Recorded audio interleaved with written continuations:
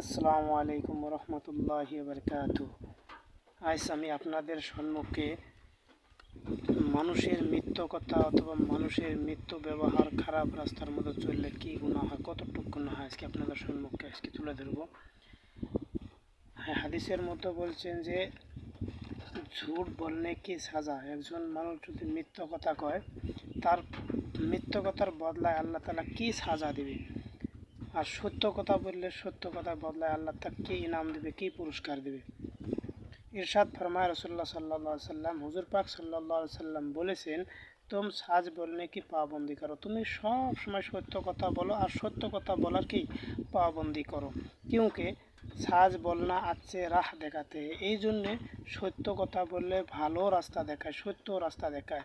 তো সাজ बोलना और अच्छे राह पर चलना दोनों জান্নাত में ले जाता है।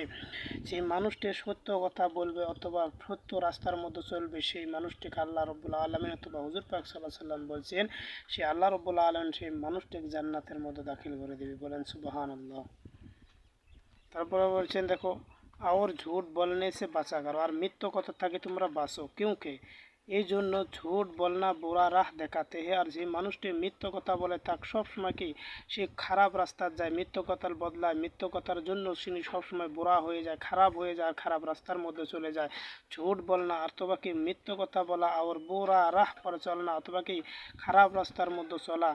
সেই মানুষটা কি মিথ্যা কথা বলে অথবা খারাপ রাস্তার মধ্যে চলে, বদকার রাস্তার মধ্যে চলে, দোনো দজক মেলে যাতে হে, এই দোন দূরে কি মিথ্যা কথা বলা আর খারাপ রাস্তার মধ্যে চলা, এই দোনো দূরে কি দজকের মধ্যে নিয়ে যাবে ভাই।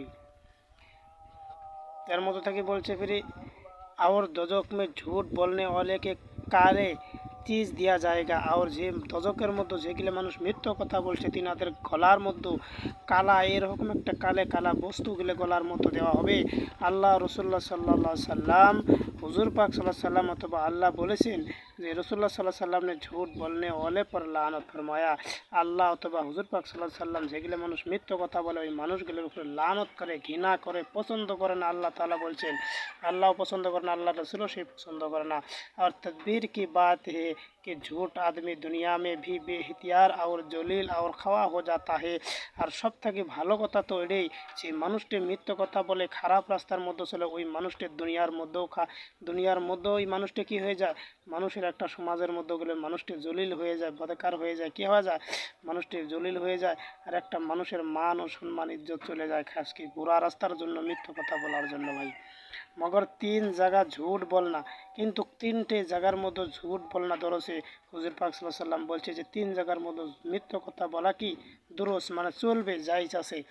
कि एक बीबी बच्चे के खुशी करने के लिए, 1 নম্বর নিজের বিবির সঙ্গে, তারপরে নিজের বাল বাচ্চাকে খুশি করার জন্য, নিজের বিবিকে অথবা নিজের বাল বাচ্চা খুশি করার জন্য মিথ্যা কথা বলা জায়েজ আছে ভাই।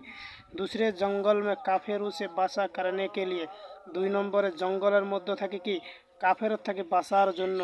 तीसरे मुसलमानों में সালাহ करने के लिए, 3 নম্বর মুসলমান মানুষও কি ভালো রাস্তার মধ্যে নিয়ে আসার জন্য। এই 3টে কথা বলেছেন যে ভাই, যে মানুষটি কি এই তিনটের মধ্যে মিথ্যা কথা বলা এই মানুষটার জন্য জায়েজ আছে। তা আপনাদের সম্মুখে আজকে সবক আমি শেষ করলাম। ওদের কিতাবের নাম হলো বাগে জান্নাত। আপনারা এই হাদিসের উপরে ইনশাল্লাহ যদি সবাই আমল করেন, ইনশাল্লাহ বহুত কামিয়াবি হয়ে যাবেন ভাই।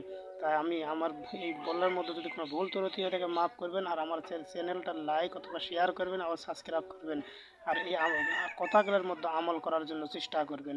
আসসালামু আলাইকুম ওয়া রাহমাতুল্লাহি ওয়া বারাকাতুহু।